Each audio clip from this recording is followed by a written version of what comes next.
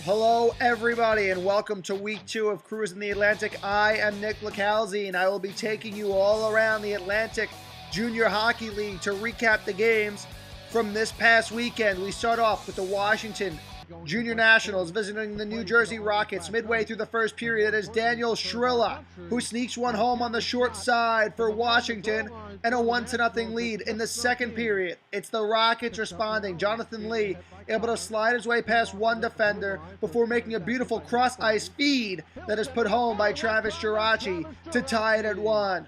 Rockets hungry for more though, and it is Brooks Lewis with the steal and the breakaway. There is not a defender in sight, but Mitch Collum says no, flashing the leather. He will not be beaten, and that keeps us even. Third period, and it's the Junior Nationals now. After winning the draw, they keep the cycle going, get a little bit of pressure on the forecheck. It's Garrett Stevenson with the takeaway, walks into the slot all alone, and unleashes a cannon to give the Nationals a 2-1 lead. Rockets pressuring with 5 minutes to go. They work the puck down low here. They have it in possession behind the net. Eventually, it comes back to the point to Quinlan, who lets go an awfully big shot. Check out the effort here. Brooks Lewis sprawling out to tap in the rebound and knot it at 2. In overtime, the Rockets looking to end it. Another opportunity here. Mitch Collum, though, has all the answers, and this one ends in a 2-2 tie.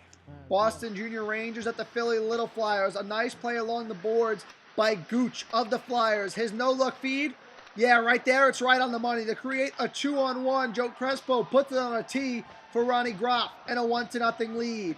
The Junior Rangers in the second period. Kevin Oraldi in a scramble down low will twist one in front. Matthew Sweat awaits on the doorstep, and he's not going to miss from there. It's 1-1. We move forward, and it's the Junior Rangers and Sweat again who gets a step on the defense. He's denied this time, but Juicy crashes the net and picks up the loose change for the 2-1 lead. Winding seconds here. Little Flyers never say die. A mad scramble in front of the net, bodies everywhere, and James Bonagiro finds the puck and puts it home with just 11 seconds to spare. That forces overtime.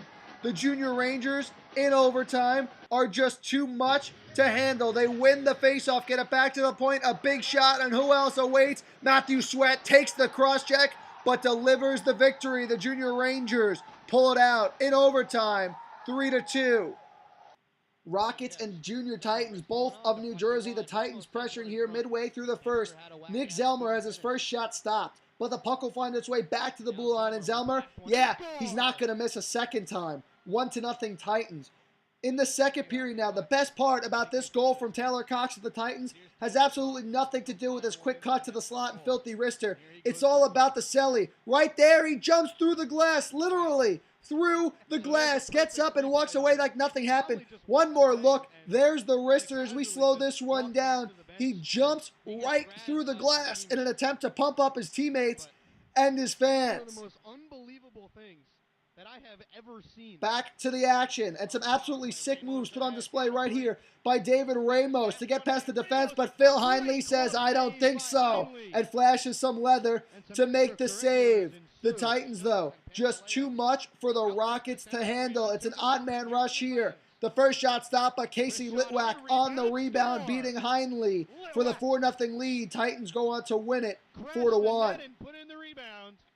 Connecticut Wolfpack hosting the Laconia Leafs. Ori Benyamini in the Wolfpack pressuring early. Benyamini dances through several defenders. His shot stopped. The rebound, though, put home by Vincent Calgary for the 1-0 lead. 7 minutes later, it's the Wolfpack again. They enter the zone with speed. It ends up being John Sierra winning the battle down low and tucking it home for the 2-goal lead. Still in the first, the Wolfpack all kinds of pressure. This is Schaus turning on the Jets and going coast to coast. 3-0. It is all Connecticut. Here as we move to the second period. A battle down low. Laconia, they think they're going to come away with this one. They try and get out of their own zone. They turn it over right in the slot. And from there, it's just tic-tac-toe passing and a 4-goal lead. The onslaught, though, won't stop. Another takeaway, and Dylan Van Esch scores his first of the season. The Wolfpack will go on to take this one 8-2. The Northern Cyclones continue their unbeaten ways as they took on the Junior Flyers in Philadelphia. Goaltender J.J. Soloway stopped 35 of 36. Jonathan Feltow had his game-winning goal, while Christopher Zaccaro netted one with the man advantage.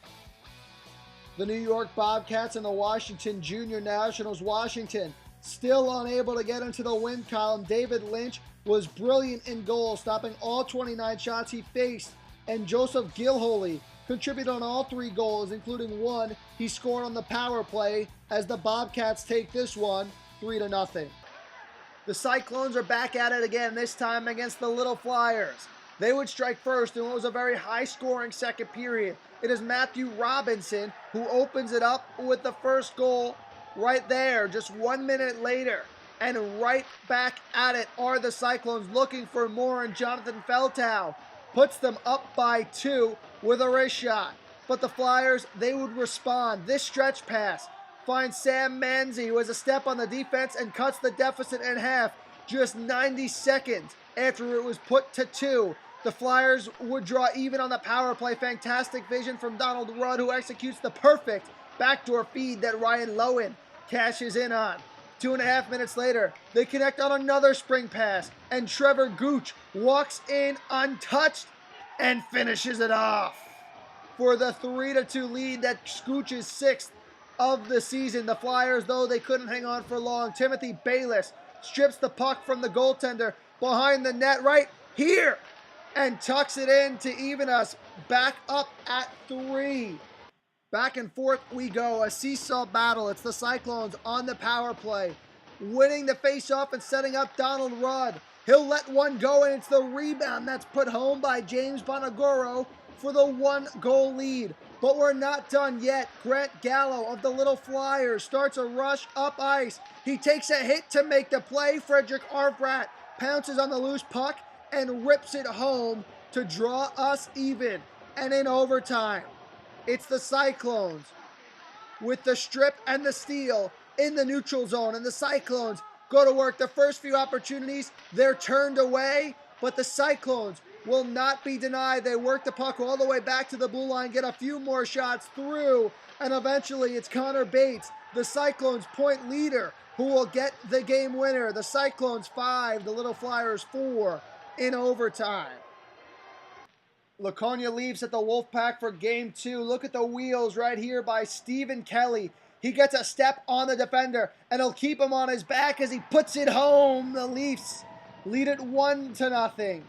In the second period, though, the Wolfpack start their takeover. A perfectly executed 2-on-1 as Sierra is thinking pass on the way and puts the glory on a silver platter for Ben Mariano, who lights the lamp. The Wolfpack pressuring again. This shot won't get through, and eventually it ends up in the corner. Some nice pass work right here, and eventually it's on the tape of Anthony Beaumont off a beautiful feed, and he will make it count. Some big hugs for his teammates, and a 2-1 lead. On the power play now, and again, the Wolfpack getting chances. That shot stopped. It will find its way to Vincent Caligiuri, and watch him lean into this one and rip it home for the 3-1 lead. The Wolfpack are not done yet, and you cannot be giving them second and third opportunities. The first one stopped, but Laconia can't clear. The pressure's still on, and again, the Wolfpack connect on a centering feed from behind the net. Mariano from Santaniello. Wolfpack go on to win this one 6-2. Boston Junior Rangers and Philadelphia Junior Flyers. What would have been the tying goal here, and run from center ice, no less, certainly does go in, and it looks good. But let's slow it down. And as you can see, the call is offsides as they rule that there was still a Junior Flyer in the zone when the puck crossed. Still in the second on the power play.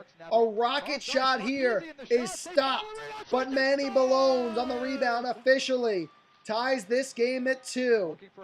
And the Junior Flyers are going to get fancy here. 2, count it, 2 behind the back passes will be made, leading to 2 shot attempts. The first one, which is stopped, the second is not. Aaron Peterson gets it, 3-2 Flyers.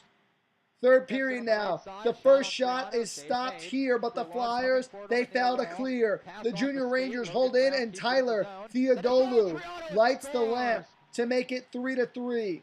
The Flyers come right back, though. Ruiz with the steal, walks in one-on-one, and Ruiz is denied. But the rebound is pounced on by Crabtree, and he makes it count for the 4-3 lead. Late in the game now, the Junior Rangers trying to tie this one up. They have the extra attacker on. A mad scramble, the puck all over the place. Eventually it comes back to the point before being thrown down low. And who else is it going to be? Matthew Sweat. He's been all over the scoreboard all season long so far, and he forces overtime. And in overtime, the Flyers, they press, but it is Christopher Paulin who has all the answers for Boston. And we end this one in a 4-4 tie. New York Bobcats and Washington Junior Nationals, and once again the Bobcats hand the Nationals a loss. New York improving to 6-1. Truly had a goal and 2 assists. Gilholy a goal and an assist for Washington. Sadivi had 2 goals, including 1 on the power play. And Bonnell added 2 points of his own. 6-3 Bobcats. As for your AJHL Players of the Week up front, Matt Sweat of the Boston Junior Rangers. We heard it all show long. 2 games played, 3 goals, 1 assist, 4 points on the weekend, 8 points this season. Grant Gallo on the blue line of the Northern Cyclones, 3 points this weekend, 4 points on the season. And in net, Gene Lane of the Connecticut Wolfpack, 2-0, just 2 goals against this weekend. He's got a 1.24 goals against average and a .944 save percentage this year. Taking a look at the AJHL standings, the New York Bobcats sit atop them with 12 points. The Northern Cyclones nipping at their heels with 10 points, as many as they could get in the 5 games that they have played. As for the lower half, Wilkes-Barre, Scranton, and Walpole have each picked up 4 points in just 3 games played. The Flyers and Rockets have 3 points in 5 games played. Washington and Laconia with just 2 points each so far on the season. That's going to do it for this episode of Cruisin' the Atlantic. Special thanks to editor and producer Ryan Hess. I'm Nick LaCalzi. Thanks for tuning in.